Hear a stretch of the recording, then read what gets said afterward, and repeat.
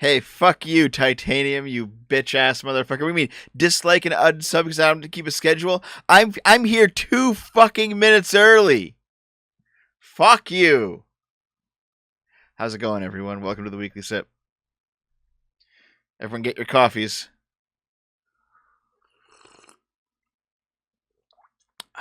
Very good.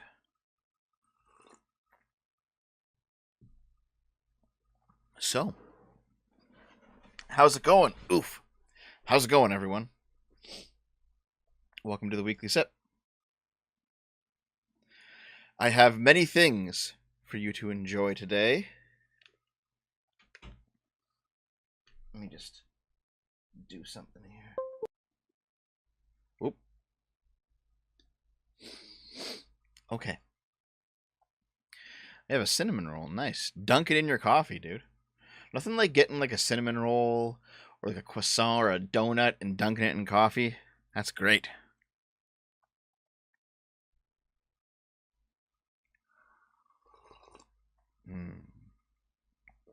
Peruvian marching powder. So, guys, how did you like the past week of content? Because I'm going through a strange transitory process over here in the SFO manner. So, let me just see if I can pull this up real quick.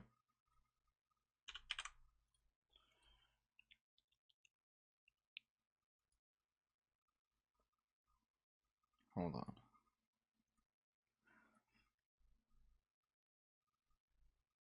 Let's see. So, yeah. On Monday, I did the Ballad of Bodega Bro. On Tuesday, I debated that one commie on the Super and Surprise Lazy Tuesday stream. On Wednesday, I did the Jordan Peterson Twitter ban tubcast with Taftage. On Thursday, I did the video Is It a Baby? On Friday, I did the video The Leftward Drift. On Saturday, I did the tubcast about the Highland Park shooting. So all in all, it's been a pretty decent week of content, you know? I've managed to get something out every day. I think I've been okay at it. I think they've been decent videos and decent streams.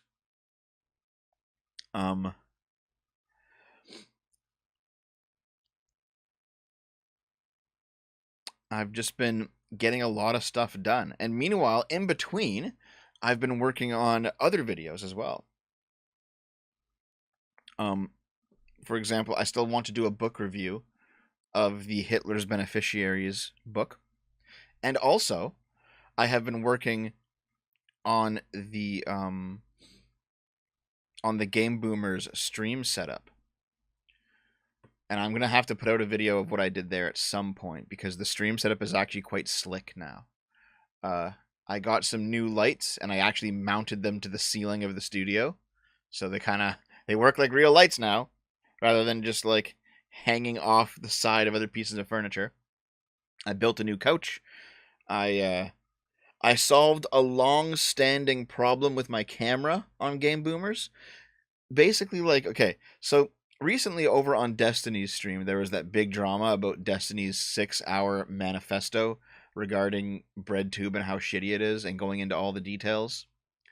I was listening to that like as audio basically while I was working on my own stream setup, and it was just work, man. Like I didn't do any Game Boomers this week, and it's mainly because like I've been most of my days have been working on the stream setup and then working on videos pretty much consistently. So like when Dave did a stream last night, I was working on tomorrow's video, you know? So I've been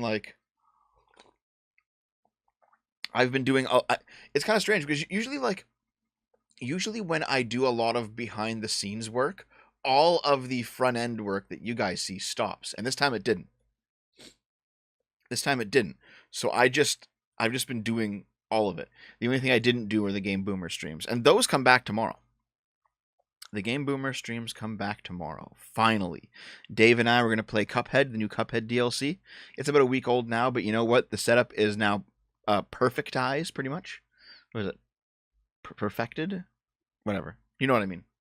So Game Boomers returns tomorrow. We have a number of games on the go. We're going to start the Cuphead DLC. We're going to continue playing Rogue Legacy 2. Naomi and I are playing Mass Effect Andromeda Day 1 edition, so no patches to make it any better. It's a god-awful fucking nightmare. How long do you need a license for growing? Oh shit, hold on. The next lettuce hasn't been grown in yet, so I gotta ask Naomi to buy some lettuce real quick. Hold on. Let me just text her. Actually, no, I'll send her a message on Facebook. Where are you? Naomi, please buy lettuce. She's currently at work. So when she comes home, she can bring lettuce.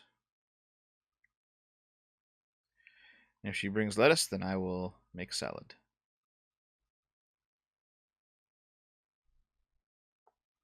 Okay. Message sent.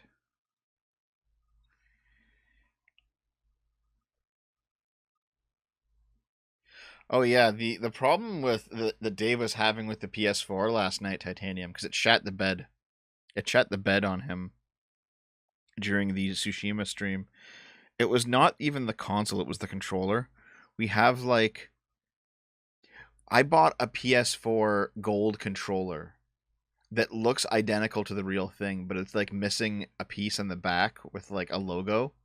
So it's clearly like it's like a knockoff, but you can't tell by looking at the front of it. And like we've been like playing, we've been like using it, and after about 6 months, it basically started to rapidly degrade in quality. And I'm like, oh, this actually isn't an official Sony controller. I might just pitch it out, you know, because fuck.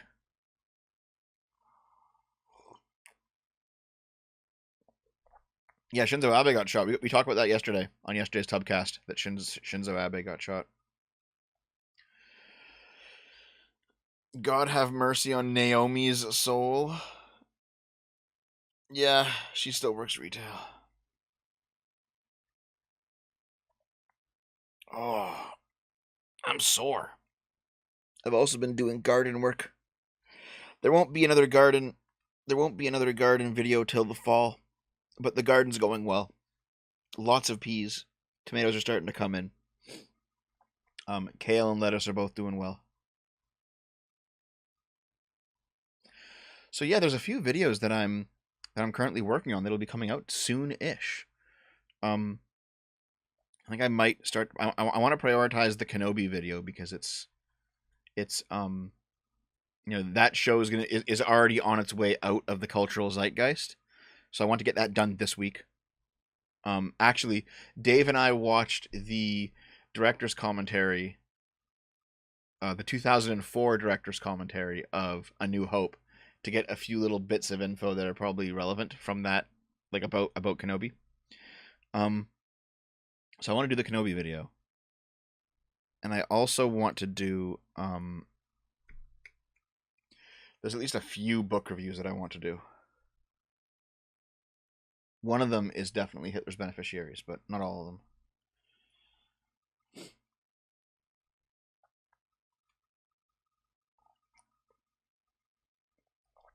Yeah, Sri Lanka is revolting right now, but I don't know what's going on over there. I know I saw the video of them like charging up. I think like actually, maybe we'll watch it today. The thing about Ian Mal Chong is that he's, despite all of his other problems, if you want to see a viral video related to politics, it is almost always on his feed. And it's like, that's pretty good. Yeah. As for the creator of Yu-Gi-Oh, he just drowned, didn't he? It was just like an accident.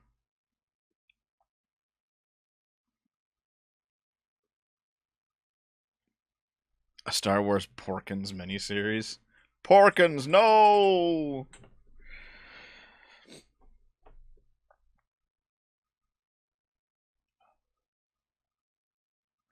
So yeah, I've had a lot going on this week. I hope you guys are seeing it at least in some level. Um also yeah, I don't know much about the Dutch farmers. I know that they're revolting. I don't know why. Like I just don't know. I don't it's not something that I understand because I don't have any connections to the Netherlands. So, I don't know. Um oh, there's one final thing I wanted to announce that I can't remember. God damn it. Game Boomer's returning. Stream setup is new. Fixed a lot of problems. Did good week making videos. What's left? What's left? Oh, yes. There's two things. One is that I think the Tubcast is going to be a Saturday morning thing from now on. We seem to get much more of a turnout when we do it on Saturday mornings. I don't mind doing that, so we'll continue doing that. More people are watching on Saturdays. Less people are watching on Wednesday mornings. Makes sense. It's Saturday. We will just make sure to be done before EFAP starts, because I know there's a lot of bleed over. So that's going to be a thing now. I think we're just going to make the Saturday morning Tubcast a thing. Secondly,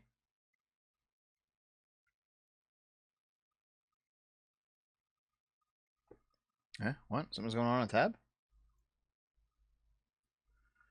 Oh, hold on. Okay.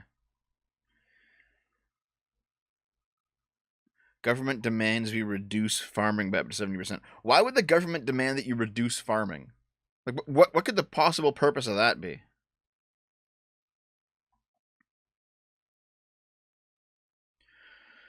My last unboxing was a while ago, but I think we have one more package that's currently sitting in the PO box. So Naomi will get it, but she'll get it. Naomi won't be here until after the stream is over. So I think we'll do unboxings next week, because there's one package sitting in there right now. But I mean, I already started the stream, so we can't get it now. So we'll do it next week.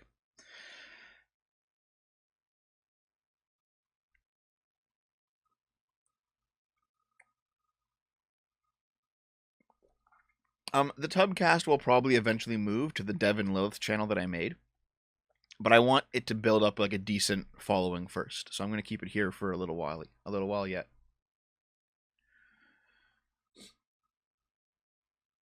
How I'm CIA funded? I wish. I could use some money.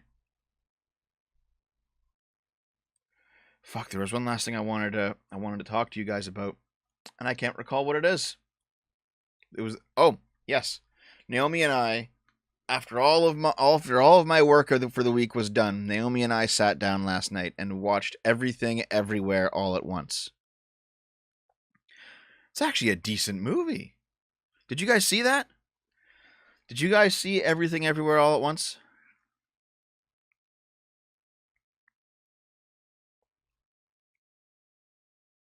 It was good. I enjoyed it.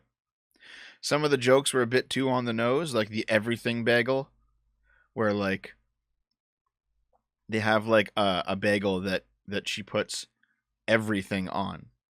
I mean everything. Like she takes the entirety of human existence and puts it on a bagel. And it's like, okay, I get it, but I think Everything Everywhere All at Once is probably the best movie this year so far.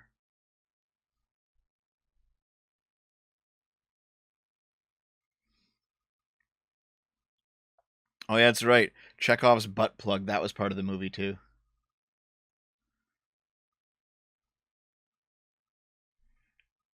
Honestly, I recommend you guys watch it. It's pretty good. Like, it's not a perfect movie. There's a few problems, but it's a pretty good movie.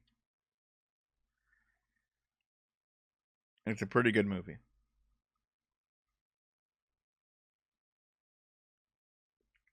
I saw it. It was good. A bit too LOL random in parts. And yeah, I didn't get the everything bagel jokes since I'm not an American. I'm not an American either. But okay, here. So, all right. An everything bagel is a type of bagel with a comprehensive mix of toppings. They include caraway seeds, garlic flakes, onion flakes, poppy seeds, sesame seeds, salt. Basically, at some point, somebody just said, put all the toppings on a bagel. And so they put everything that usually goes on bagels. So it's called an everything bagel. It's a fucking Zoomer thing. And Jesus, is it fucking annoying. I want an everything bagel. It's like, oh, fuck you.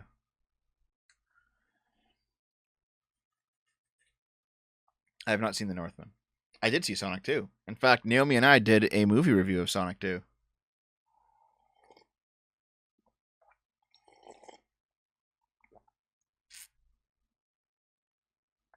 Okay. The movie has a reactionary message? Not exactly.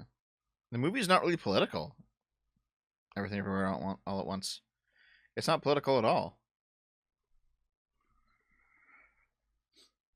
In fact, like, if anything, like, if you had to put a political slant on that movie, it's extremely libertarian, because there's no, like, she's oppressed by the system, she has to fight. No, everything is a result of her choices, and she goes through different timelines of her life, different alternate universes, based on different choices she has made. So it's like, yeah, this is like, oh, the system's keeping us down. No, the system's not keeping you down. That's not what's going on here. It's not the system that's keeping you down. It's your own choices. And in fact, it's very empowering to see, like, she makes different choices and then she, like, branches off into a different universe where her life is a lot better. Like, it's all a result of her choices. So, if it's going to be political, it's not going to be it's not like a leftist movie.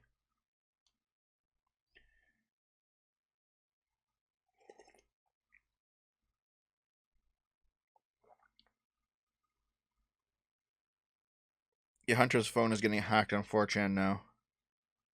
I saw that. I was sent it by several people overnight. There's a lot of weird shit in those phone files, let me tell you. But we're not talking about that today. I wanna keep a lid on that. What are you complaining about, YouTube? What do you mean? What do you mean the audio's current bit rate is lower than recommended? What are you fucking... Uh-oh. Hold on.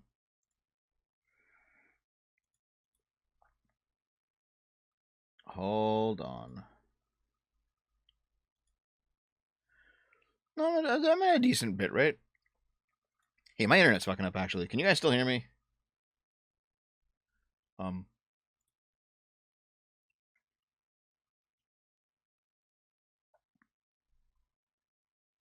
Hello?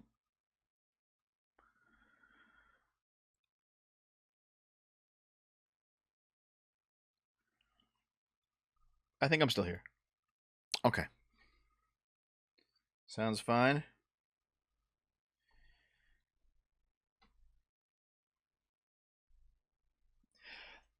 Here's what I'll say about the Talking Rocks. The Talking Rocks were good for one scene. The floppy hot dog fingers were good for one scene. All right? The chef with a raccoon on his head was good for one scene. Okay? But they kept bringing it back. They brought all those things back, like 5 or 6 scenes, and it's like, nope, those needed to be one scene jokes. That's a complaint that I have about the movie, is that they brought that stuff back too much.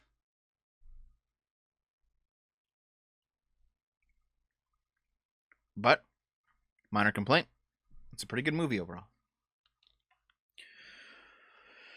Okay.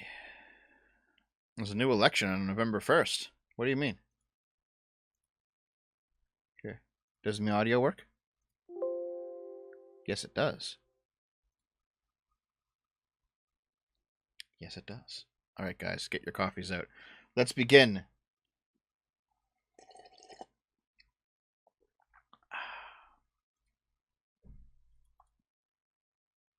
Here is how to support the show. $5 club. You want to join it? Patreon, Subscribestar, YouTube memberships, or the Twitch channel. $5 recurring monthly tip through any of those 4 sources, including your Amazon Prime sub. You have Amazon Prime. You get a free $5 to throw my way over on Twitch. But a $5 recurring monthly tip through any of those sources gets you into the $5 club in Discord. I might literally just rename that to the D Club. Just to begin to wage war against Adam and Sitch. $100 US to PayPal gets you into the $5 club for life. P.O. Box. Send me your stuff. There's the address on the screen. Send me all of your junk.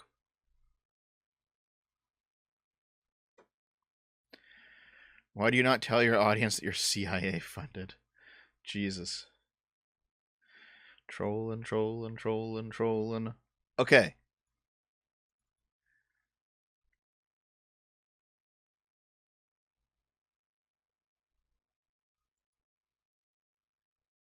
Let me see here.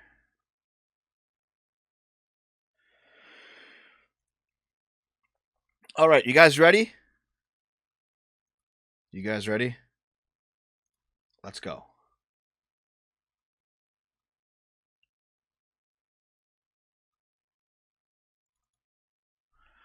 So, to start off today, before we get to the articles, we're going to watch a bunch of videos that I've saved up, because there's some crazy shit happening in the world in the past month or so. So, we talked about this in the pre-show. Sri Lanka has fallen and is in the throes of revolution. A mob floods the presidential palace as the country declares bankruptcy. And I am pretty sure that the president has since resigned after this, but let's see.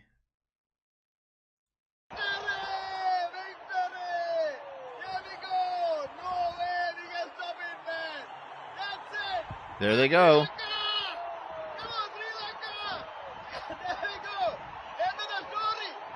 Everyone's going in. Everyone's going in. It's January 6th all over again.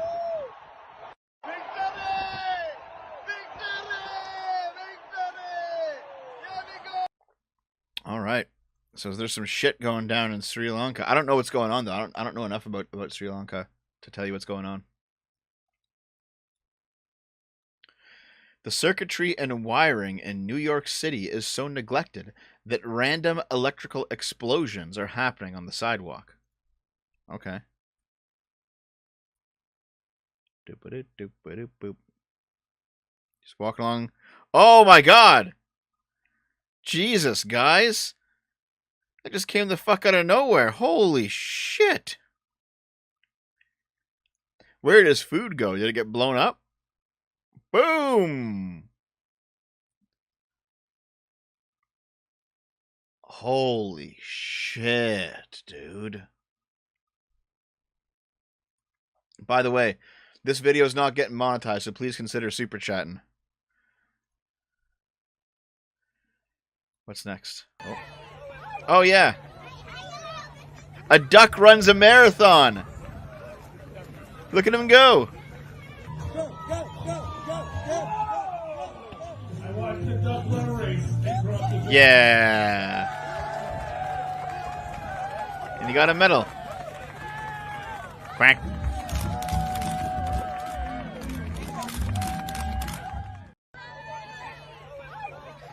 Oh, that's awesome.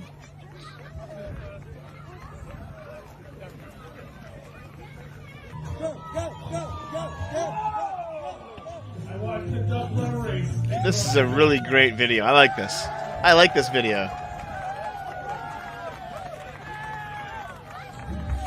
Oh. Hey, this one's mine.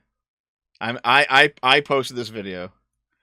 Don't hurt looters. Property can be replaced. Applies to shit like this, but I guarantee you, if you ransacked their house, they'd be screeching and calling the cops that they hate so much. Yeah, check this fucking bitch out.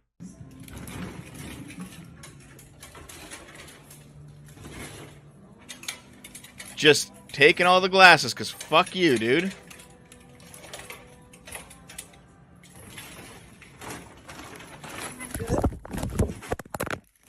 Fuck. Okay, so, like, your first impulse might be to, like, to want to put her face through a table or something, right? But the actual truly woke move is to steal her bag. Because what is she gonna fucking do? So you stole my bag. Oh, Is stealing wrong now? Fuck. Honestly, I fucking hate people like this. This, like, okay, you have like a mother with, a baby and she's malnourished and she's stealing food from a grocery store. Okay, that's still bad, but you can understand why she does it. What the fuck is this person doing? What the fuck is this person doing? Jesus Christ.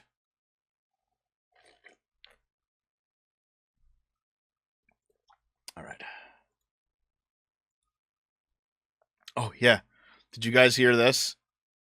George Bush's Biden-like gaffe, considering he's just as old. In contrast, Russian elections are rigged. Political opponents are imprisoned or otherwise eliminated from participating in the electoral process.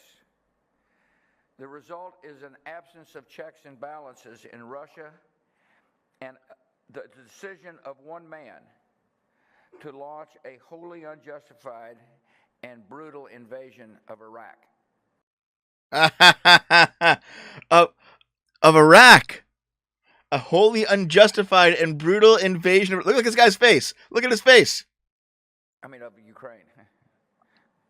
Iraq. Anyway. 75. Dude.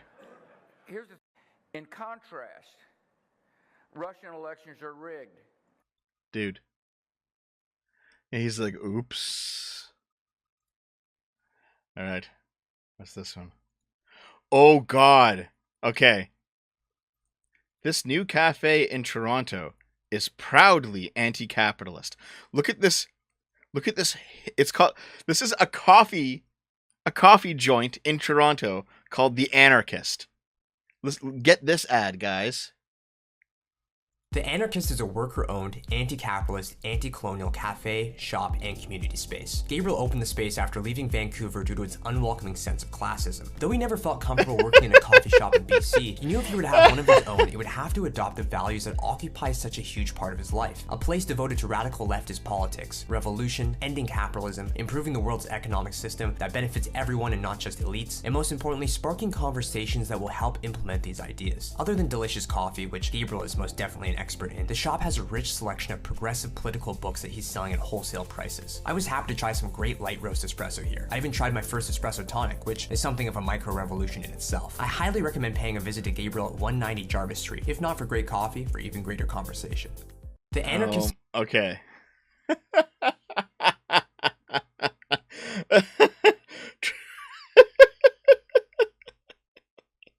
Maybe it got looted. Okay, so there's so many things that I could really pick apart here, right? Toronto's anti-capitalist co-op cafe. It's worker-owned. It's anti-capitalist. Well, I mean, first of all, it's market socialist, and market socialism is still a form of capitalism because it's still individual control of the means of production and not collective control. So you can still make co-ops within a capitalist system. In fact, these people are proving it. Because Canada's a capitalist country. But okay, so it's a cringy hipster cafe. Okay. Fuck Bezos. You wanna? Okay, dude.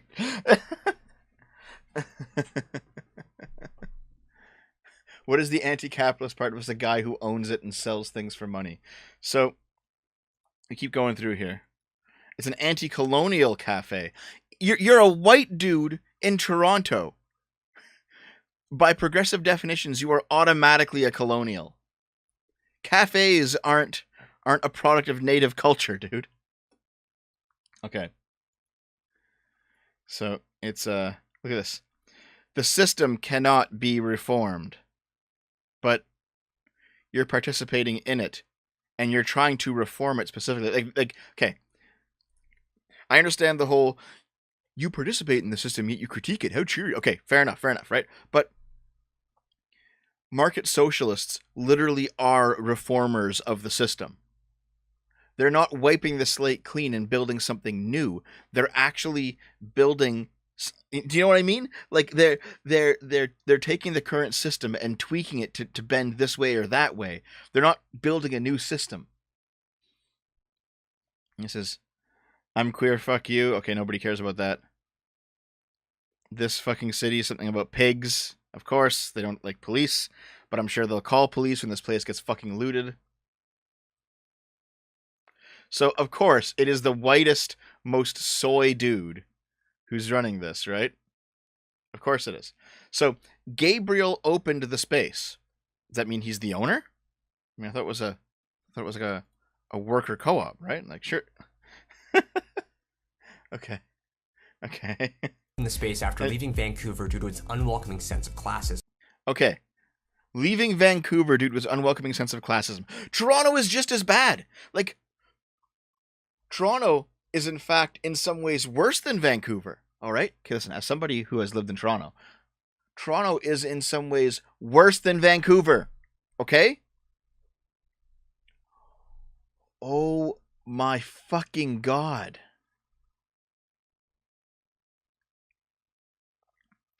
Okay, what else? He's making these quiche, like quiche, donuts, cookies. He never felt comfortable in a coffee shop in BC, but now he feels comfortable. Hold on. He just said, just wait. He never felt working a coffee shop in BC he was comfortable, but now that he were to have one of his own, I thought it was a worker co-op, not one of your own. Okay.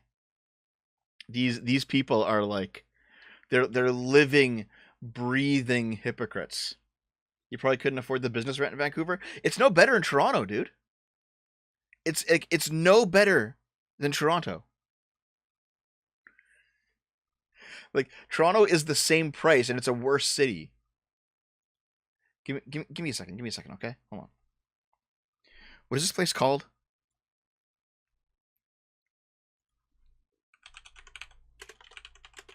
The Anarchist Coffee. Let's see. 190 Jarvis Street, Toronto. Here it is. The Anarchist, a specialty coffee shop. The specialty coffee shop. All right. On stolen land. Then why are you on it? Fuck. Hold on. So, you too can be anti-colonial by colonizing land. Just say that you know that's what you're doing, and it's okay. Fuck, dude. Also, man, there's like, I saw a bag at one point. They've been through. I think maybe it's still on the thing. Expect resistance. Yeah, whatever. I see. Was this destroy fascism? Okay. What is this blood and soil shit that you're appealing to? Fuck.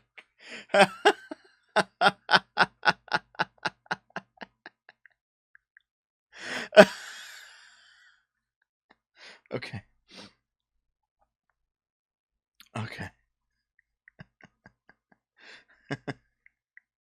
The Anarchist is an anti-capitalist, anti-colonial cafe, shop, and radical community space on the stolen territory of many indigenous nations, including the Mississaugas, the Anishinaabe, the Chippewa, the Haudenosaunee, and the Wendat.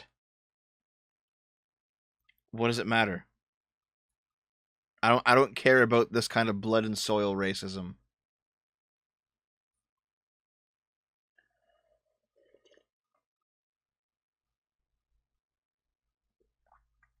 All right.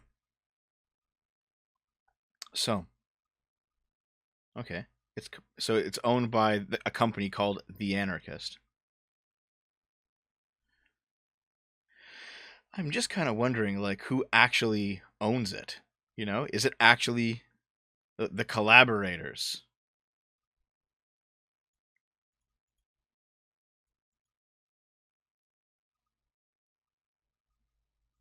Oh my God. Tiffany Wong is a Chinese-American interdisciplinary artist currently residing on occupied land of the Council of Three Fires known as Chicago. who explores healing and BIPOC liberation from an anti-oppression and trauma-informed lens. A few forms of art that she is currently focusing on now are painting, facilitating BIPOC art workshops, and creating totes and tees that reflect her values through her More Liberation shop. Her intention is to cultivate spaces of embodied joy, rest, pleasure, healing, and liberation.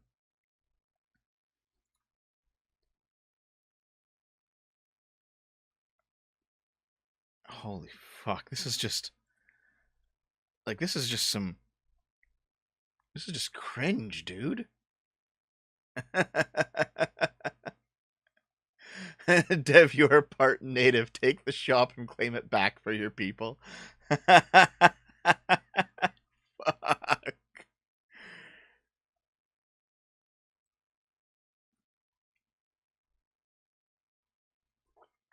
Is a savvy shit poster calling his one-man operation a worker-owned cooperative. What's really funny, dude, is like during a worker co-op debate like 6 months ago, somebody trolled.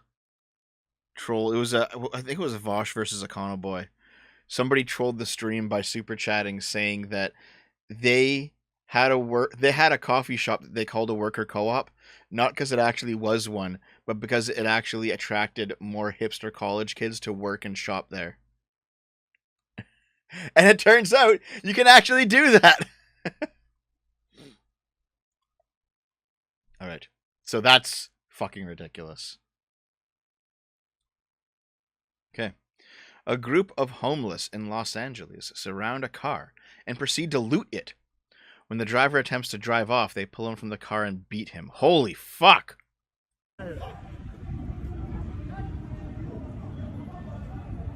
Where's the guy at though? The driver's side.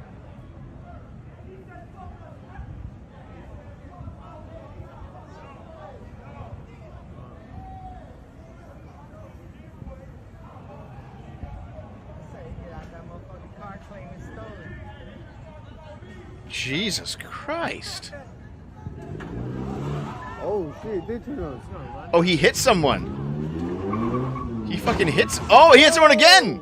Dumbass. Oh, he hit the fucking. He just hit another car. What an idiot! He ran straight into it. He's drunk. I told you he's drunk. Oh, he's gonna beat the kid, janging his ass out now. Look. Oh, they're gonna pull him out. They're gonna pull him I out. got it. I got it. Jesus Christ! Okay, so I actually have a feeling that maybe the guy in the red car is actually at fault here, because it looks like he hit this van first, right? Jesus. He's trying to almost run these guys over. Jesus fucking Christ. Like, wow, okay. Everyone here sucks. I'm not gonna take the Libs of TikTok here is like, a group of homeless in Los Angeles surround a car and proceed to loot it. Well, it looks like he might have hit the van first. You know, it's not like he's innocent. Everyone here fucking sucks, dude. Jesus Christ. Remember, guys, Vosh says to submit yourself to the justice of the mob. All right. Oh yeah, this was a Zoom meeting of called I think Queer Democrats. It was basically gay Democratic politicians. That's I think you guys might like this. Let's listen in. Thank you, Evan. Great, thanks, Evan. I'm just gonna say this real fast. Your gayness is exceptional, and I appreciate it. This guy came in to like troll the meeting. Okay, Yeah. thanks. I've been to jail a few times, and sometimes you start like liking dudes and stuff. You feel me? So you know what I'm saying, I appreciate a gay dude. You know what I'm saying? Because sometimes it comes in handy up in jail. Okay, thanks. Danny, for fundraising. Sometimes anything be looking good. I don't really have anything to report back, but I'm excited for this retreat this Sunday so that we can start making some plans. and I shared it during the exec board meeting, but I'll share it here to the meeting. As like state, I'm helping What is start he doing? a pride club on campus. There's already a pride society on campus, but they're not direct. Okay. Yes, he got booted out. But fuck. That's amazing.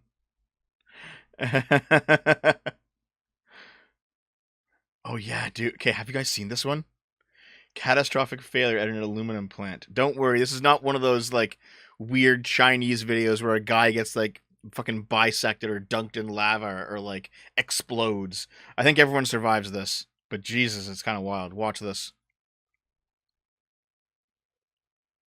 This is an aluminum processing plant. Oh shit, something's going on. Oh, it's spraying molten aluminum everywhere, guys. Gotta go back and get my phone. Now time to get the fuck out. Yep, just oh fuck.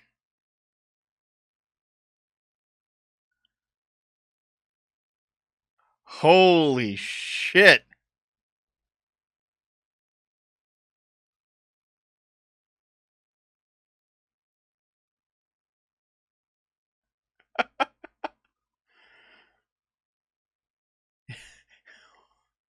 That's like literal gateway to hell type stuff.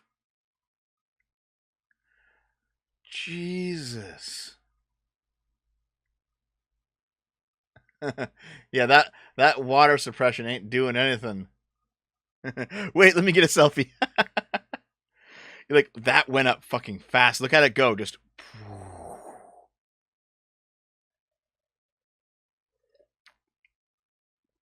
and the fucking building just instantly starts coming down. Holy shit. Wild, man. Okay, so my friend, the Caramel Cajun on Twitter, he posts some great TikTok cringe. Okay? Check some of this shit out. I've seen a lot of people talk about what the Supreme Court is doing right now, but I haven't seen a lot of people talk about how it's all connected. So I'm going to do that now. First of all, the abortion ban. It's going to go through. I know Biden has said he's planning on signing an executive order, but if the next president disagrees with that, they can overturn it very easily. So why are they banning abortion? We need babies. Why do we need babies? We just lost 1 million people to COVID. Most of those people held jobs, which they are no longer working in, and those jobs aren't being filled fast enough. And when they are being filled, that leaves more job openings in jobs that don't pay as much. How do you get people to take jobs that don't pay as much? You give them a reason to have to work. Why do people have to work? They have kids at home that they need to support. What's the only other option? If you cannot support a kid on the income that you have, you give it up for adoption. And we know that there's tons of people waiting to adopt white babies. How do you get those white babies? It's supply and demand. How do you increase supply? You make it so there's no option but to increase supply. What does this have to do with things like the border control issue?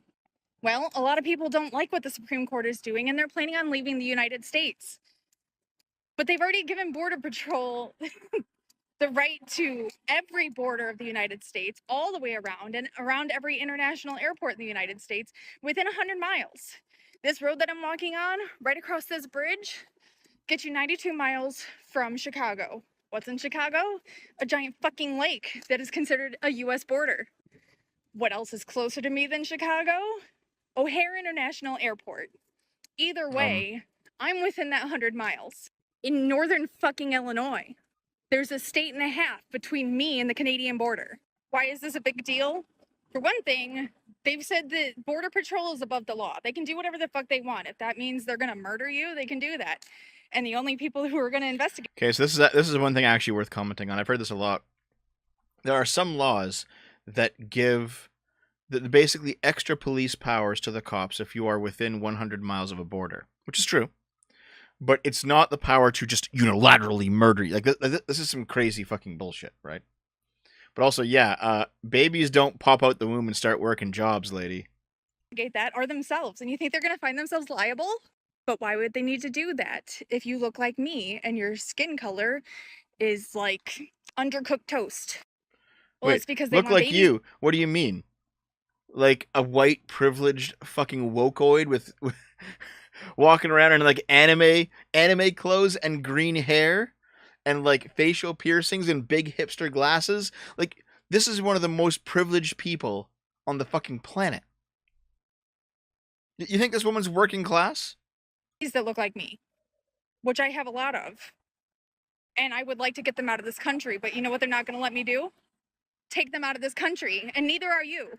Remember, they don't have to have a warrant. They don't have to have... All right, there's a second part to this. And I would like to get them out of this country, but you know what they're not going to let me do? Take them out of this country, and neither are you. Remember, they don't have to have a warrant. They don't have to have a reason. They can do whatever the fuck they want to you and get away with it. All the way up to murder. But aside from that, they can also just lock you up and charge you with felony. For what? It doesn't matter. They can make something up and you have no recourse because remember, you also can't sue up to the Supreme Court with new evidence to prove that you were innocent. What happens if you get thrown in jail? Suddenly, the amendment that says that slavery is illegal in the United States doesn't matter anymore. You know who benefits there? The companies that need more workers. And they don't have to pay you. Oh my god. Oh my god. Okay, so this is the biggest leftoid talking point, and it's one of the things that they are wrong the most about. The prison system is just neo-slavery. No, you know what? The prison system loses money. It's not like, oh, corporations make a shit ton of money off the labor of these prisoners. The prisoners' labor is so inefficient that they do not actually make back. Oh my god.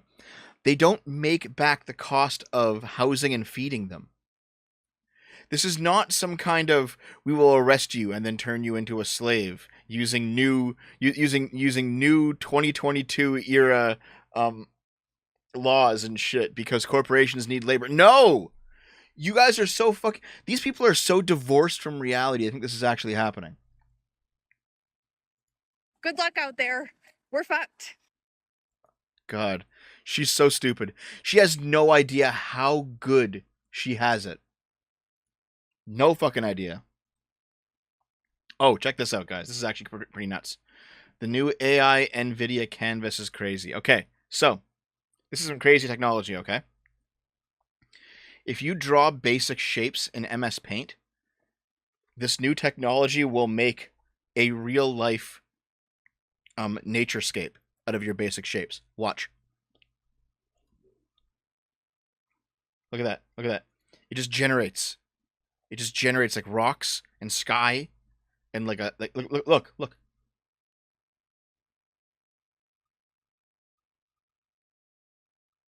a coastline. You can put an island in there. And it looks pretty realistic.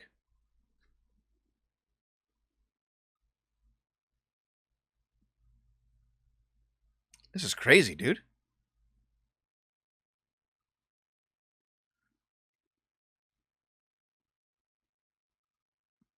Man. That's nuts.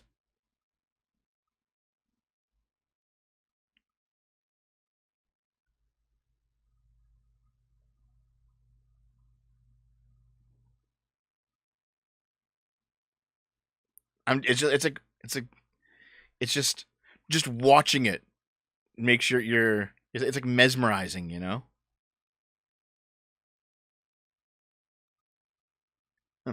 Oh, good. Realistic scenes for D&D. That's cool, though, man. That's neat. What else we got?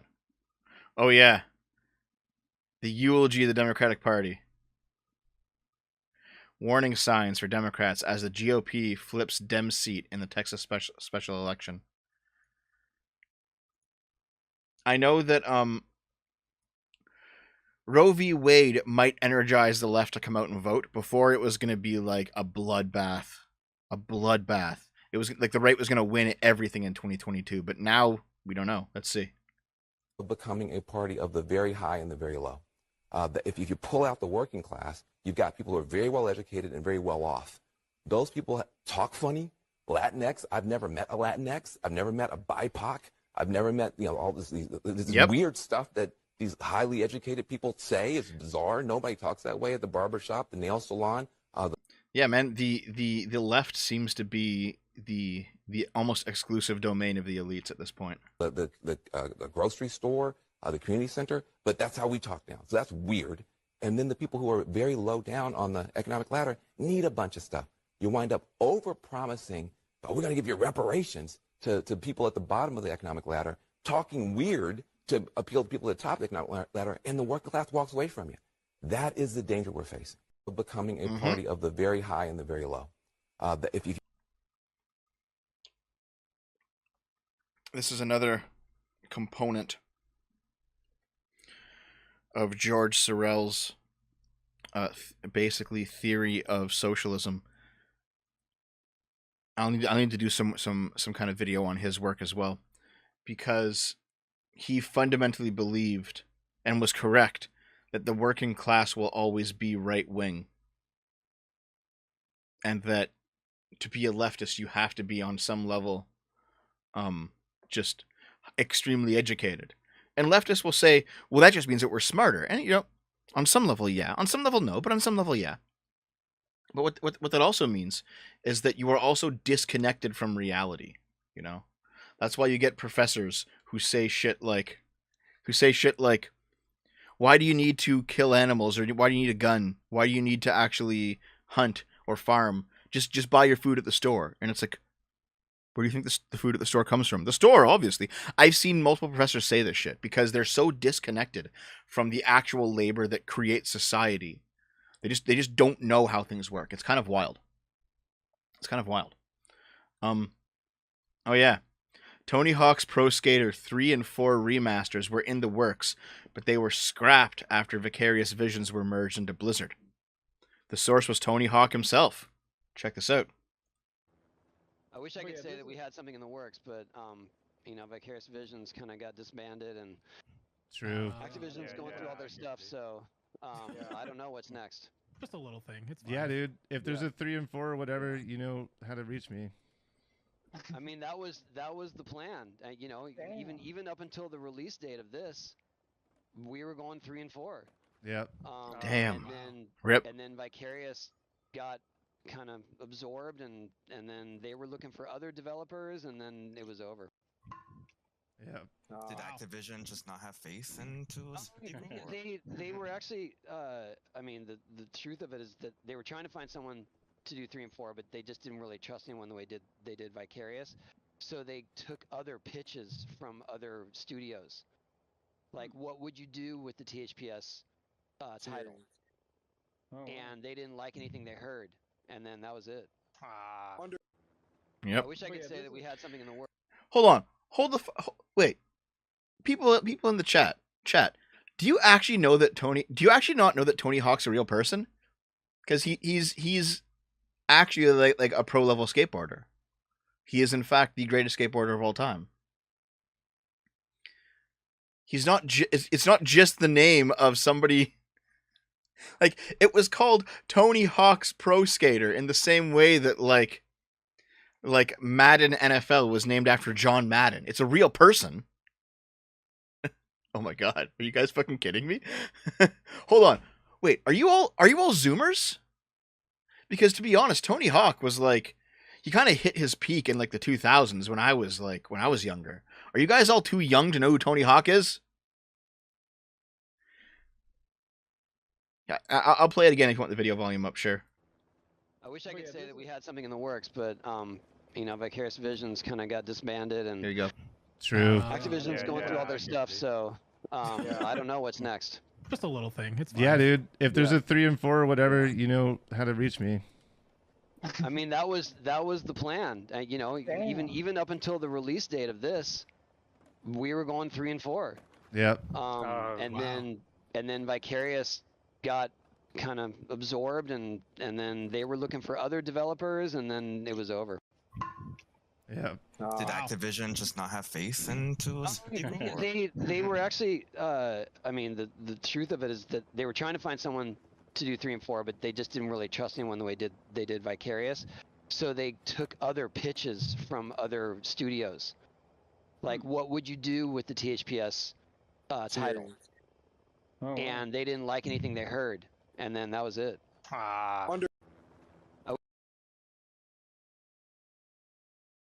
All right, there you go. There's the whole thing. The tweets that Tony Hawk made back in the day about people not knowing he was real were very funny. Here's the thing. How many of you guys watched MXC? There was that one MXC special where they had Tony Hawk and some snowboarder chick who I can't recall, where they both like competed in like modern MXC hosted on some college campus somewhere. That was a fun episode. That was like a cool little special. I enjoyed that. But yeah, when I was in we're talking like grade 6, grade 7, around there. Tony Hawk Pro Skater, that was the fucking game. That was the game everyone wanted to play, man. I think I might have had Tony Hawk's Pro Skater 2 on the N64.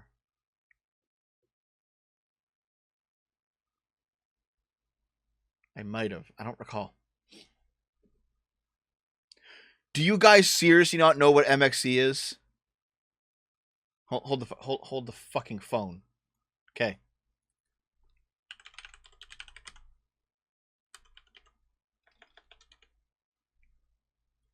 Are you fucking kidding me? In the garden. I feared you would have saved me. Shut up. Okay. Dear God, how many of you This is think that MXC. modern waste recyclists are responsible environmentalists whose only concern is to save Mother Earth? Show of hands? No. Okay.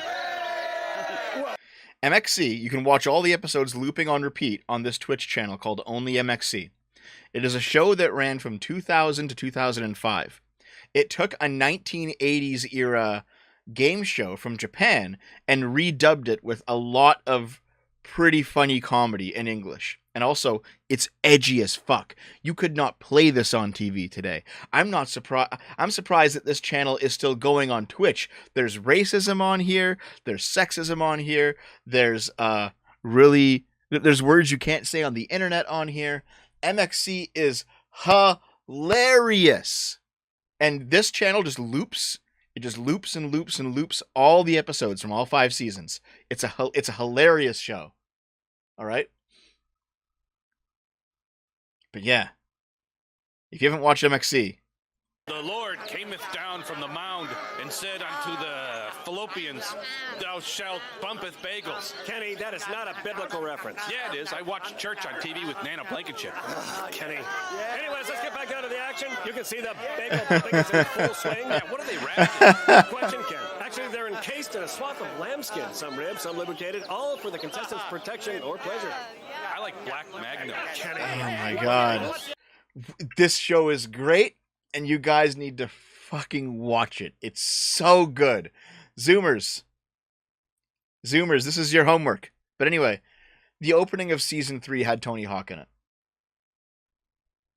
Okay, next video clip. Speaking of edgy shit, okay, watch this.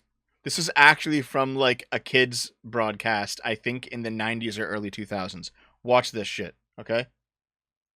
We got to celebrate our differences. We got to celebrate our differences. Ooga booga doo, ooga booga doo. We got to celebrate our differences. Nacho taco, chimichanga. 'Cause it's beautiful when the whole world sings together as one. Maybe it's not actually a real kids thing. This seems a bit too on the nose, but holy fuck. Talk about lampshading wokoids right here. Holy shit. That's from Wonder Shows, isn't it? Right. Okay. Fair enough. I remember seeing it as a kid, so maybe I just got it mixed up with other kids' things. But shit, dude. Wow. All right. Here, you want to see more Clown World? Let's watch more Clown World.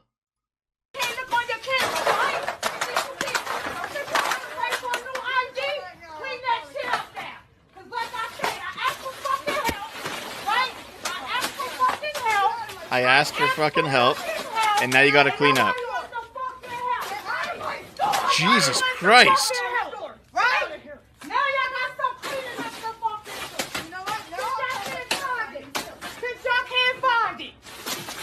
Wow.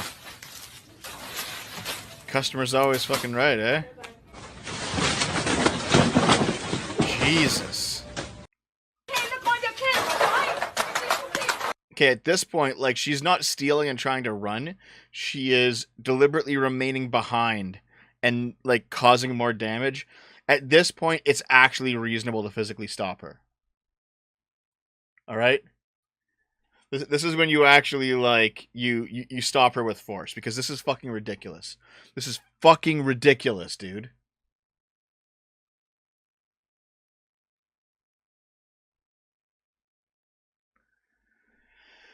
Christ. Fucking hell, dude. Like, this woman's fucking insane.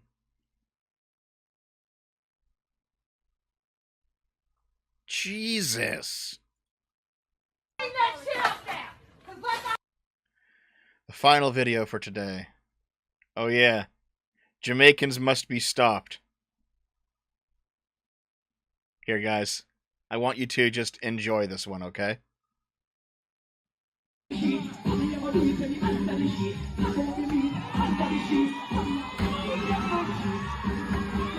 Oh my god.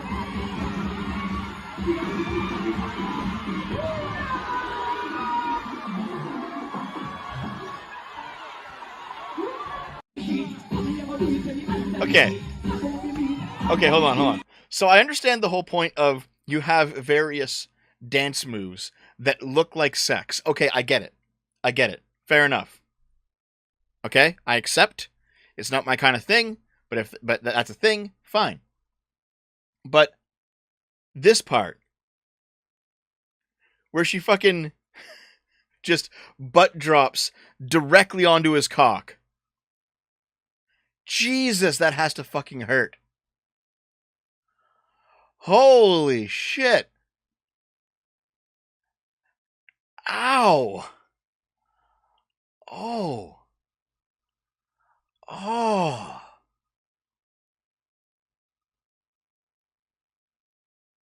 Oh my god. Yeah, it's literally just dry humping. I don't give a fuck about dry humping. But like this looks like you're just getting your fucking your nuts flattened. Just boom.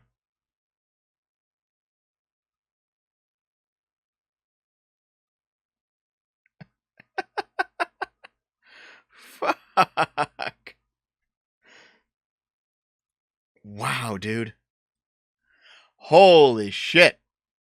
The Nut Crusher.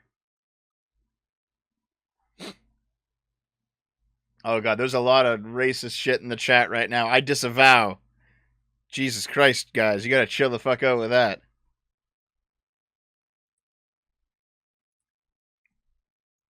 Alright.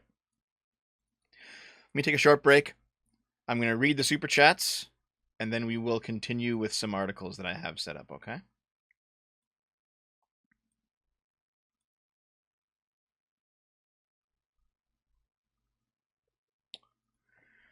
Thank you for the super chats today, by the way. I do appreciate it.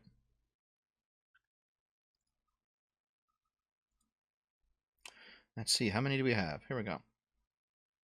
Jasso Havens for $5. The good part is that Sri Lanka can have change. The bad part is that by the time it gets to mob reform, you can't guide it at all. Yeah, that's the problem with the justice of the mob. You know, anarchists are stupid if they think that shit's actually controllable or can be guided. No, that's just when people start fucking dying. Jasso Havens for $5. Paying a visit, just waltz in there and sees the means of coffee production. Exactly. Why shouldn't I just go in and be like, well, I own this now. Dev hated the chat because he told him the truth. No. I have met many a black person who is not like this. This is not a race thing. You fucking weirdos. Alright?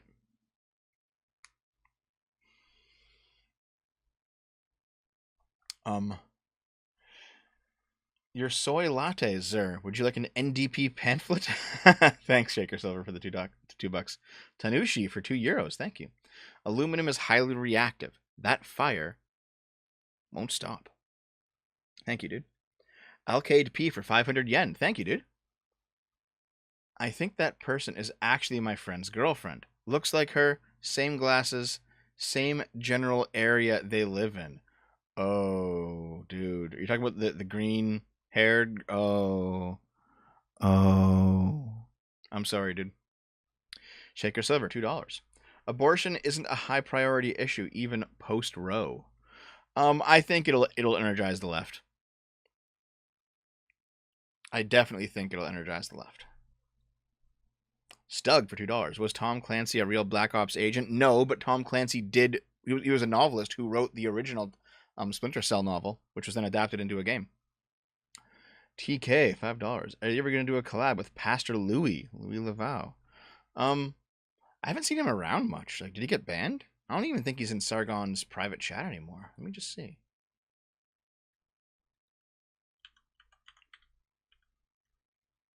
Let me see. He might have just been like banned right the fuck off the internet, dude. I haven't seen him or heard from him in a long time. Nope, he's still there. He must just be busy doing his own thing, you know?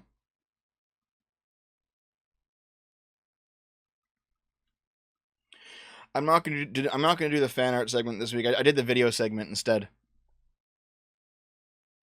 I'm doing package opening next week. I'll probably do fan art the week after that. So 2 more weeks. Because I need to get this sip done. Because I have shit to do between now and the Skaven campaign at 3 o'clock. Thanks for the super chats, guys. Lewis has gone normie. What do you mean gone normie? I thought he was like really turning right wing. No, I'm not using that as a pejorative, but like it just seems to be where he's going right now. Loose for the Doberman, $5. Chad is extra spicy today, and I love it. I don't know if I love it, but okay. So, okay, listen. All right. Here's how I know that this is clearly not all black people, you fucking racists, okay? So there is like, you know, stereotypes exist because it's at least partially true for some people, right? So, will Biden's executive order do anything, Chocolate Bar? I don't know. I mean, about Roe v. Wade, probably not. I think he needs more than that. I think he needs more. Start at the very start of this gaming campaign, dude. It's a fun campaign. Okay, my take. Stereotypes exist because it's at least true for some people. So this idea of like, you know, the cracked out ghetto living black person who, like, he might be a thief, he might be a looter, he might be a rapist, you know, he might be a drug dealer, might be a drug user, just all in all, like, not good for society. That person absolutely exists, okay? However, there's also the equally prominent, and in my opinion, equally common stereotype of the extremely conservative black father who is like, you know what, boy, you're not bringing rap into my house. I know exactly what it's like in the ghetto down there, and my family. I don't care what's happening outside these walls, but in my house, my family does not act this way. And so you are not bringing rap into this household. You are not pinning your entire being on playing basketball outside. You are going to school. You are working your job. You are going to church every fucking Sunday. And when your aunt needs her old car fixed, you are going over there and you are helping her fix it. And if you don't, you get the belt. So there's this complete opposite idea of what a black person is that is highly conservative. That is, I think, in some ways a reaction to the degeneracy that you see in some communities. And that very black conservative father type, he is also pretty common. All right. I mean, that was literally the whole point of like of the Fresh Prince of Bel-Air, is how you have this very hardworking, upstanding black father who does not take any shit, you know? Yeah, basically Uncle Phil. Yeah, exactly, Uncle Phil. And here's the thing, like these people, they may end up actually still voting Democrat, at least on some level, but at the same time, like, that's mainly just because they believe that the right is racist. It's not because they actually have anything in terms of values or virtues in common with the left. They don't. And basically, I think if the right can shed some of its older style racism, they can start bringing in the black community, the Latino community, all of these very socially conservative communities. They're basically the next wave of Republican voters. But Republican whites need to, in the South, basically stop being so racist.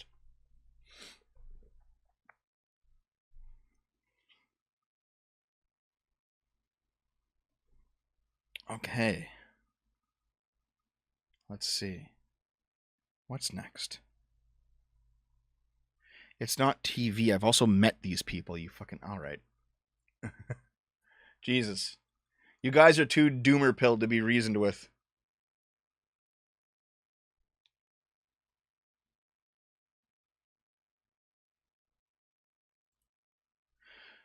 No, I don't mean observing the truth around us. I mean old style racism. That's exactly what I mean. I said what I said, and I'm correct.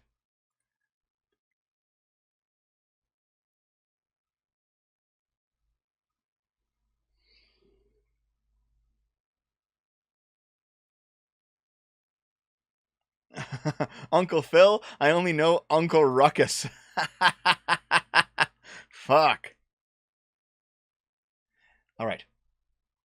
Let's continue, because I have a collection of articles for us to look at. Where's the articles? Where's the articles? Here we go. Okay. Ontario's seventh wave of COVID-19 is here. Test positivity is above 10% for the first time since May. So I don't know how it is in the rest of the world. I don't know how it is in the rest of the world, guys. But the news media here in Canada is really trying to hype up. Is really trying to hype up that shit. Of like, COVID's still real, guys. You need to be scared. You need to be like, it's 2020 and you're still in your house and you're worried about everything and you're like, and you're having heart attacks constantly because of how scared you are. You need to be, if you're not having a panic attack every single day, it's like, people, at least in our media here in Canada, still want that to be the same. And it's not. At this point in Canada, basically in Ontario where I live, as soon as the masks went away and as soon as the scanning app went away, the larger public just stopped giving a fuck. You still see about 50-50 mask, no mask, and that's fine. Like, if you want to wear a mask outside, that's your business, it's your prerogative. Wear whatever the fuck you want. You know, don't force me to wear a mask. I won't force you not to wear a mask. It's your choice. That's how it should be. And you see about half the population wearing masks in stores right now. Fine. But people do not care about COVID anymore. Nobody wants lockdowns. Nobody wants tracing. Nobody wants any of this shit. All right? People are just done with it. So apparently there's a seventh wave of COVID and nobody gives a fuck. You post this article on Reddit or something, everyone's like, I don't care, don't care. Stop trying to make this into the next scare. Don't care, don't care, don't care. So Ontario has officially entered its seventh wave, driven this time by the Omicron BA.5 subvariant. Sadly, yes, we're in another wave. You know what? After all these waves, nothing in my life has changed, so fuck it. Who cares, right? The BA.5 subvariant has been rising slowly since early June, but really started to take off mid-month, becoming a dominant strain. Approximately 60% of confirmed cases are now a result of the subvariant. Ontario can expect 4 to 5 weeks in this wave, which is now in about its third week. As for fourth doses, I still haven't had my first, Jesus. The focus has been to prioritize boosters for those over 60 years of age and those most vulnerable, while encouraging third doses for the rest of the population. The province is now reviewing eligibility for fourth doses, and we'll have more to say in the coming weeks. I'll just keep doing what I've been doing, all right? So, there's lots of unknowns for the fall, but I can assure all Ontarians that we're preparing for it. We may ask Ontarians to wear masks as we go indoors into the fall, and we may mandate it if our health system has too many people getting admitted, too many people waiting in emergency departments. All of us want to maintain our health system capacity. No! This will be a political loser. Nobody wants this shit to come back. Nobody wants the mandates to return. That is some bullshit. But yeah. We are seeing the first increase in COVID-19 hospitalizations since May 2022, and hospitalizations remain higher than at any time last summer. Yep. I remember saying like 2 years ago, this is how COVID will be for the rest of our lives. Up and down, up and down, up and down, regardless of what we do. And in fact, even if you restrict all of us and make us all just stay inside, you might get this peak down a little bit, but it's still going to go up and down. And the loss of freedom is not worth it. Absolutely. What is the fatality rate of this new variant? I don't know.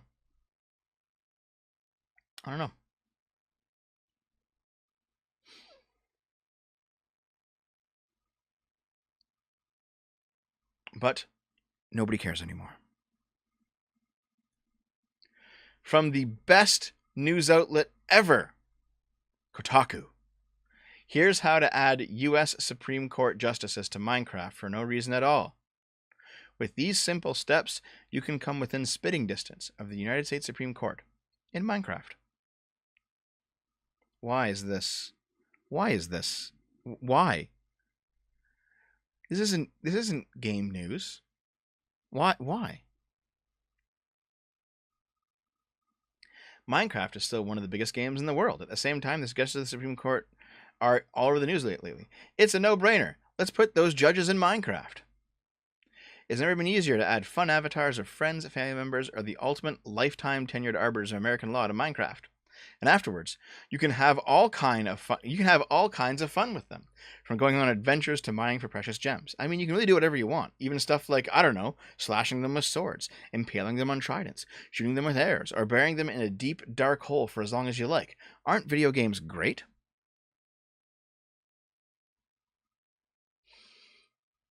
Yeah, dude. These people, dude. These people are like raging and impotent. Is Justice Dankula on it? Yep, of course. You just get skins, you put the skin on, there's a Supreme Court Justice. Yep, this is how, if you want to impotently rage out at how you don't like how you've lost, if you've lost the latest culture war, go just let off some rage in Minecraft like the fucking cuck loser that you are. Jesus. Kotaku's terrible. I gotta make a video on how bad Kotaku's been over the years.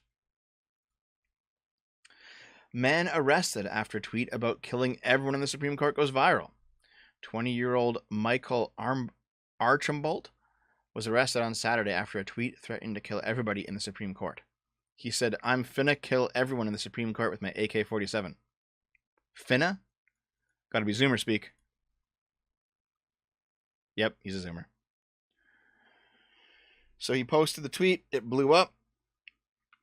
Residents of the colony, Texas, took note of the location tag. That's where he lives. For the colony, reported the tweet to local police. They arrested him in connection to the tweet on June 26th. He is facing charges for making a terroristic threat causing fear of imminent severe bodily injury. They did not locate any firearms on his property. Wow. This guy's a fucking moron. Jesus.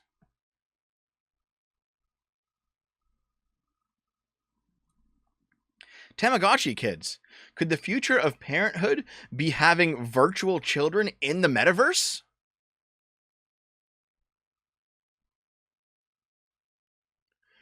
According to an expert on AI, would-be parents will soon be able to opt for cheap and cuddleable digital offspring.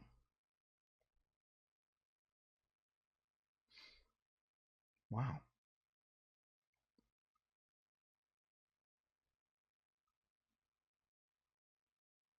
This sounds fucking terrifying. These are all these questions. Name, Tamagotchi kids. Age, yet to be born, though it won't be long. Is she pregnant? No. Well, I don't know. That's not the point. What is the point? That some people might decide to never be pregnant ever again. That already happens, doesn't it? True, for loads of reasons, including concern about the environment, or overpopulation, the rising cost of bringing up a child. So who is this Catriona Campbell? One of the UK's leading authorities on artificial intelligence. She has a new book out called AI by Design. What does she say? Within 50 years, technology will have advanced to such an extent that babies which exist in the metaverse are indistinct from those in the real world. Does this mean that Mark Zuckerberg is going to be everyone's dad? No. It means that virtual digital children will exist in the metaverse, which, as you'll know, is the immersive digital future of the internet. Campbell predicts that they will be commonplace and embraced by society within half a century. She calls this digital demographic the Tamagotchi generation, after those digital pet toys from Japan. So, will our new kids be egg-shaped and have 3 buttons? And will we soon get bored and forget about them? Technology has come on since the 90s. Campbell says virtual children will look like you, and you'll be able to play with them and cuddle them. They will be capable of simulated emotional responses as well as speech, which will range from goo goo gaga to backchat as they grow older. I hate when they become teenagers, then put it off. Would we get to decide how quickly they grow up, or if they grow up? What if we get bored of them? Well, if you have them on a monthly subscription basis, which is what Campbell thinks might happen, I suppose you can just cancel them. Wow. Think of the advantages: minimal cost and environmental impact, and less worry. This sounds terrible. Like, the whole point of commitment is that you can't go back on it, you know? Like, when something is more real, it's more tangible, when it matters more, it's something that once you devote yourself to, you can't just turn around on it. You know, you can restart your save file in a video game. You can get a new baby in the metaverse. But, like, part of the thing that makes a real child special is that it's actually a person, and that you can't just throw it away when you're tired of it. Unless, of course, you're an exceptionally bad parent. Then you can do that. But, like, do you know what I mean? It's... I can't believe I have to argue this. It's... Oh, God. It should be self-evident that a metaverse baby is not going to be the same. Sell your child in the blockchain.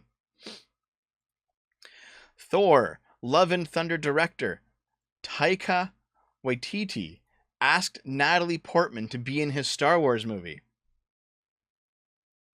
Taika Waititi was so impressed by Natalie Portman's performance on the set of Thor and Love and Thunder, the filmmaker asked the actor to appear in his upcoming Star Wars film.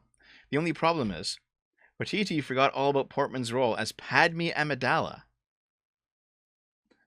Basically, I was like, a lot of fans missed Jane Foster, and people want to see her again.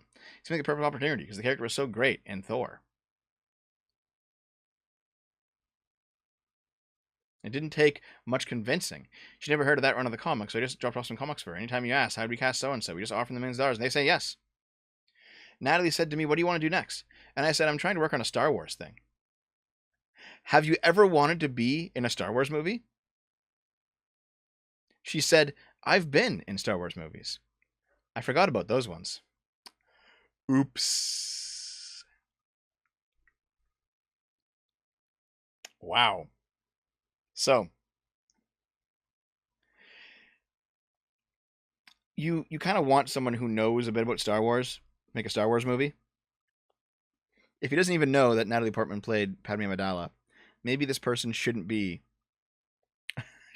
making a Star Wars movie.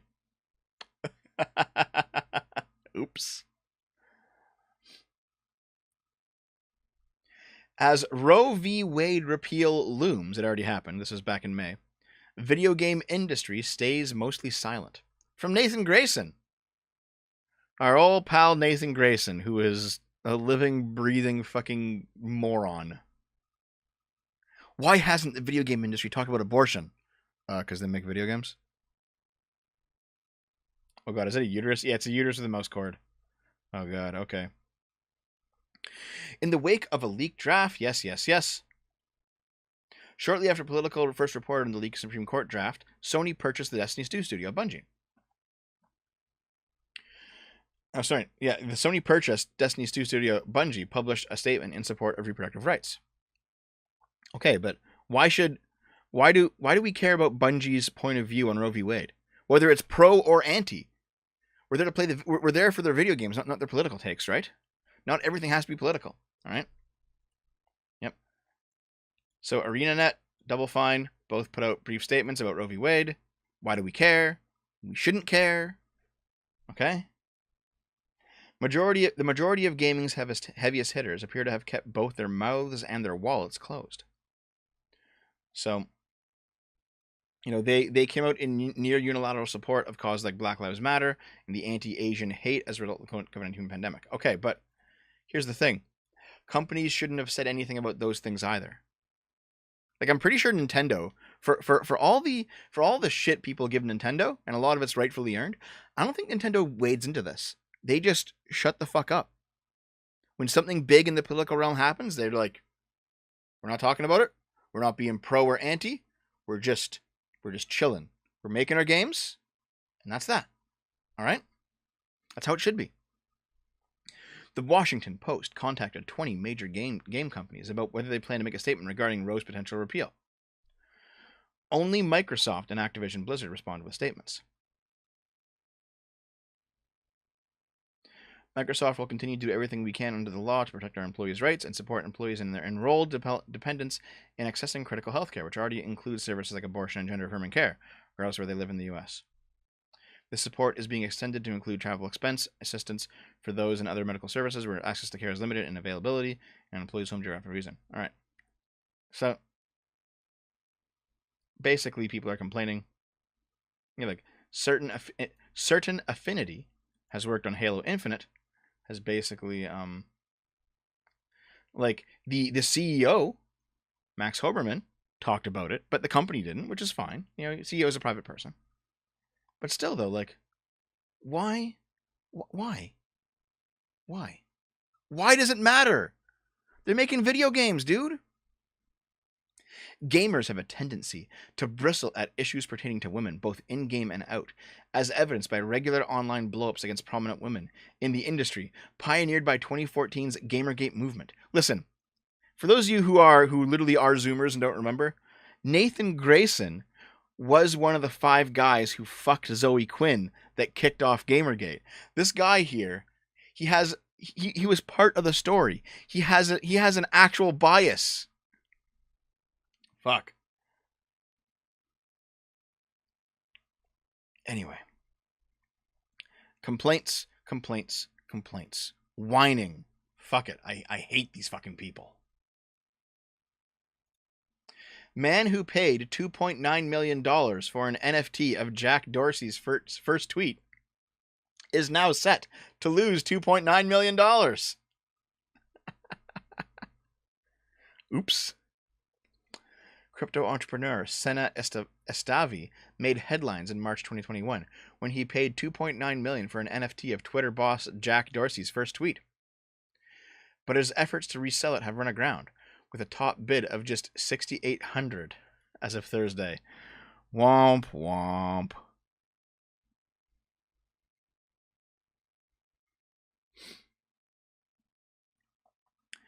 He put the tweet up for resale on the popular NFT marketplace OpenSea, initially asking for $48 million. That price tag was removed after offers in the first week were in the low hundreds of dollars. As of Tuesday, the highest bid was 2.2% or 2.2 of the cryptocurrency Ether, equivalent to about $6,800.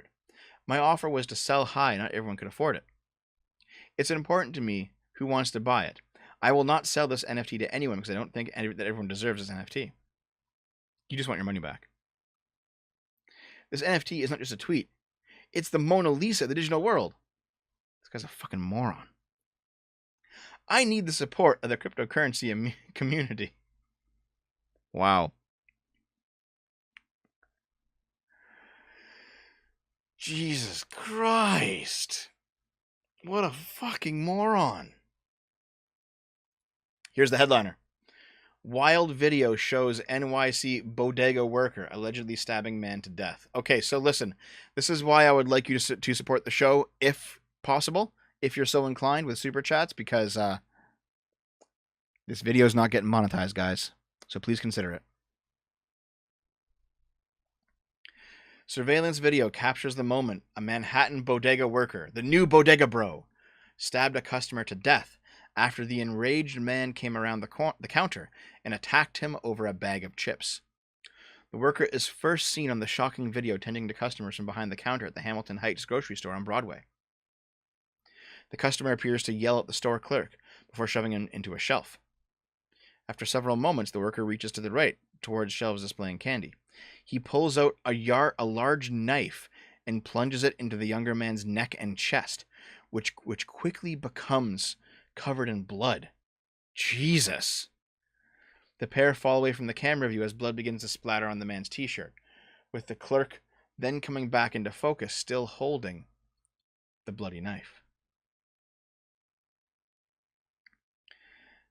The customer, identified as 35-year-old Austin Simon, was taken to Harlem Hospital where he was pronounced dead.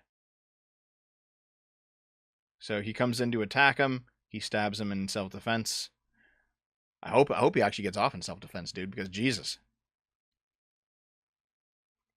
The deadly beef started at 11 p.m. Woman entered the store with a child at Broadway 139th to buy a bag of chips. All right. The unidentified woman didn't have enough cash for the snack and instead stormed out of the store and summoned Simon. Simon charged into the store, went behind the counter, and confronted the store clerk, leading to the deadly stabbing. So they arrested Alba, charged him with murder and criminal possession of a weapon. He's being held on $250,000 bail. Jesus Christ. Like when you attack someone like this, though, like this is self-defense, but like fuck, it's brutal. I'm not saying that I wouldn't have done it, but like, it sucks that it had to happen. Yep. Fucking hell, man.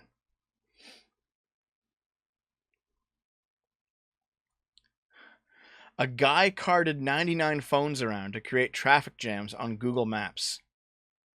Look at this dude.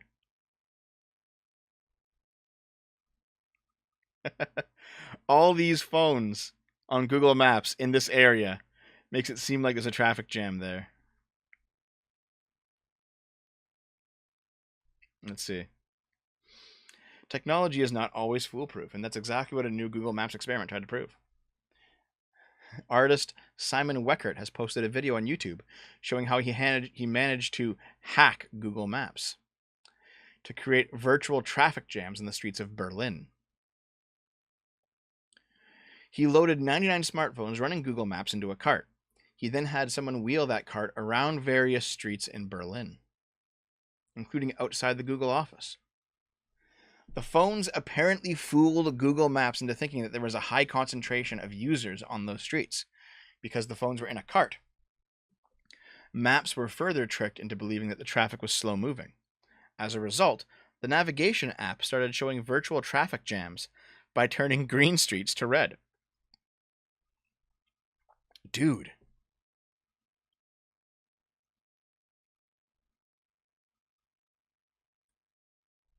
Oh my god, dude, check this out. He's just walking down the road with his little cart.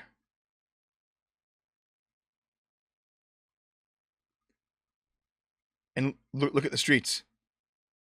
The streets is just turning red as he walks back and forth. Wow.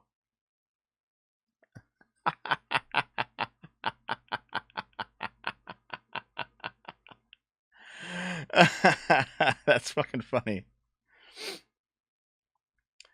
PlayStation Store is pulling access to purchased Studio Canal movies. Always buy physical, guys. Always buy physical. Sony's PlayStation Store, as of next month, will remove access to hundreds of movie titles from Studio Canal. Oh, fuck. Jesus. From Studio Canal that customers in Germany and Austria have previously purchased. The move comes a year after Sony PlayStation's group stopped offering movie and TV show purchases and rentals, citing the rise of streaming video services. At the time, Sony assured customers that they can still access movie and TV content they have purchased through the PlayStation Store for on-demand playback on their PS4, PS5, and mobile devices. Okay, that doesn't mean forever. As of August 31st, 2022, due to our evolving licensing agreements with content providers, you will no longer be able to view your previously purchased Studio Canal content, and it will be removed from your video library.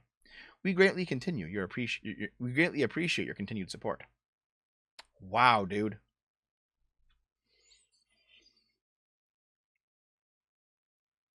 Just fuck you.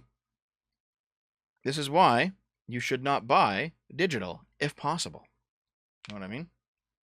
Honestly, when shit like this is happening, just fucking pirate it, you know? Like, if you bought a movie on this service and then you can't access it anymore, fucking pirate it. You are now, like, morally way more in the right than normal to pirate that shit. It's like, fuck these people, dude. The benefits of world hunger. This article was deleted. That's why I had to get it off of the Wayback Machine. But this is an article called The Benefits of World Hunger from the UN. Everyone fucking hated this. The left, right, doesn't matter. We sometimes talk about world hunger as if it were a scourge that all of us want to see abolished, viewing it as comparable with the plague or AIDS. But that naive view prevents us from coming to grips with what causes and sustains hunger. Hunger has great positive value to many people. Indeed, it is fundamental to the working of the world's economy. Hungry people are the most productive people, especially where there is a need for manual labor. We in developed countries sometimes see poor people by the roadside holding up signs saying, "We'll work for food." Actually, most people work for food. It is mainly because people need food to survive that they work so hard, either in producing food for themselves, in substance level production, or by selling their services to others in exchange for money. How many of us would sell our services if it were not for the threat of hunger? More importantly, how many of us would sell our services so cheaply if it were not for the threat of hunger?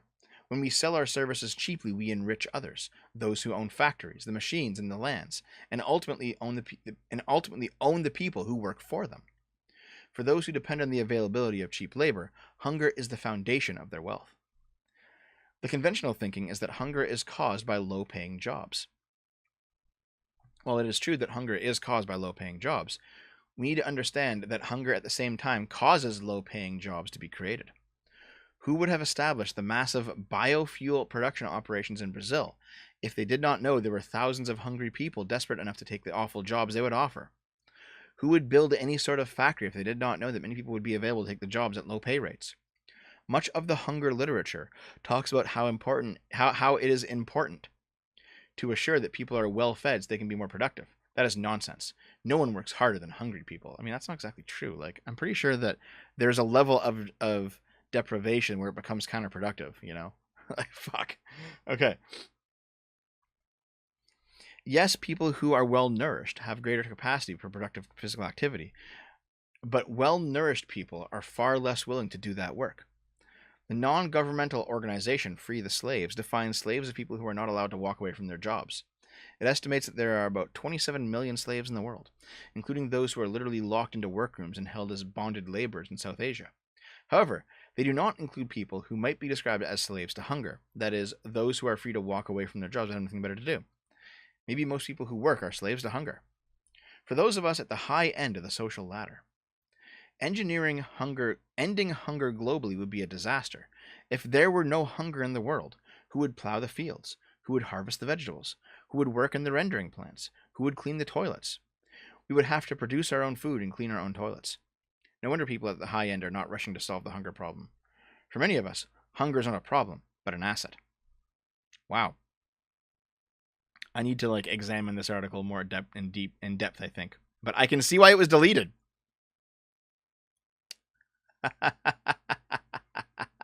Fucking hell. But he's technically correct, but this is the communist view of it, right? But the inverse of that, though, is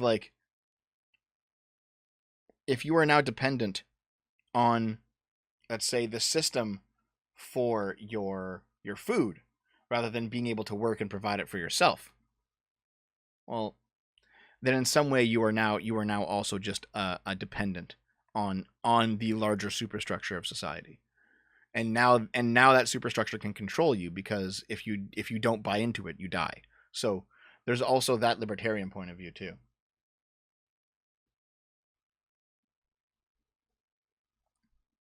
Ooh, this is really zoomed in. Ontario becomes the first province to mandate policies on disconnecting from work. In a win for work-life balance, a new law is now in effect in Ontario that forces many companies to craft policies on employees disconnecting from work after hours. As of June 2nd, employers in Ontario with 25 or more employees must have a written policy with respect to disconnecting outside business hours. The new law was part of the Ontario Progressive Conservatives Working for Workers Act, which was passed in late 2021. Disconnecting from work means not engaging in work-related communications, including emails, telephone calls, video calls, or the sending or reviewing of other messages, so as to be free from the performance of work. The law was created in response to the increasingly blurred lines between work and home. The new rules in Ontario must apply to all employees, including managers and executives. Company policies must clearly outline expectations, if any, about communicating outside of working hours. Wow.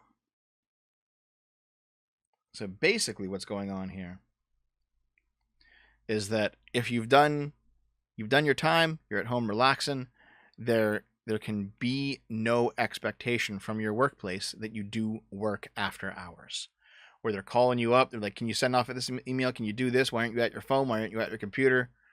You know, basically giving people a right to disconnect during their off time. And you know what? Fair enough. In some ways, we are too connected to each other right now. So, yeah. I agree with that. Well, here's the thing. There's also the downside of it too, right? So, like, the downside of it is something along the lines of, what if you want to work overtime and get paid for it? Does this law prevent that? That's also a problem too. But for people who are off and want to be off, this is probably a good thing. The guy who accidentally charged 69 cents for gas is trying to repay the $20,000 to the station that fired him. Jesus. The manager of a Shell gas stop in California was fired this week after he accidentally trimmed more than $6 from his station's premium fuel prices for 3 hours. Oops! Prices for premium gas at the Shell stop in California last Thursday were as low as 69 cents a gallon, when they should have been $6.99. His story quickly went viral as word spread and drivers flocked to take advantage of the cheap gas prices. But once the error came to light, he ultimately lost his job, as the blunder cost the owner of the gas station $20,000, a debt that the now unemployed employee fully intends to pay off. Even though it cost me my job, it's fine, because the truth is, it's my fault. I know nobody wants to say that anymore, but I felt that it was important to own up to my mistake and do everything I can to make it right. So, he set up a GoFundMe. They raised most of the money, $15,000 so far. We're over halfway there. Looking forward to giving the check to the owners of the Shell gas station. It's the right thing to do. Wow. Damn, dude. Whoopsie. The troll face. I love that old style troll face. Damn. Okay. Here, guys. I know there's 5 articles left, but I'm going to call it here because I have to do a bunch of things before Skaven. And the videos took longer than I thought. So we will exit the stream early. I'll do these articles next time, okay? So, as always, want to support the channel? There's all of the links. Get yourself into the $5 club, $5 recurring monthly tip through Patreon, Subscribe Star, the YouTube memberships button, or the Twitch channel's sub button. $100 US to the PayPal directly. Send me your receipt, $5 club for life. And then the P.O. box. Mail me your junk. I'll open it on stream. The next package opening is next week, I think. So make sure that you're here, or else. Let's read the final supers, guys. Oops, that was the wrong thing to click. Where'd my supers go? Come on, YouTube, get it together.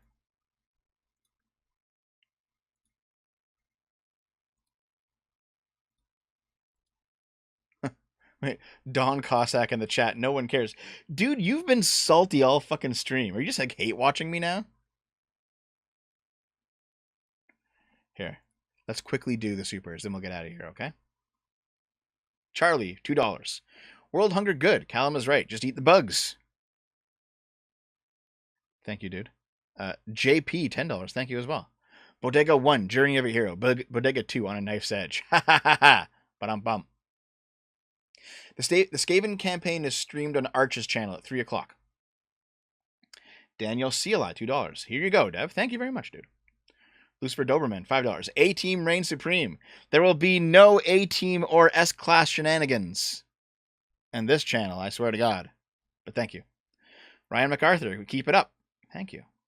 Todd Sullivan, keep it up. Thank you. Thank you for the stickers, guys. Appreciate it. Chocolate Bar, 99, $5. The South Park had a section where you give an abortion that was banned in Australia. Bump. Charlie, $2. Dev, don't shame the digital moms. They need financial aid. Oh my God. Financial EBT payments. Ravinu, $5. Hi, Dev. Hi, thank you. Patrick Sloan, $5. Actually, this virtual child thing could have an academic application. Imagine learning how to parent how to parent during a close to reality childcare class. Yeah, I was thinking that too. Like, imagine learning how to parent before you have your real kid. That's actually a good idea. Butter Anvil, $2. S class is best class. Omokur, $5. Look at Quantum TV. I know he's on the left. I don't know who Quantum TV is though, dude. But thank you.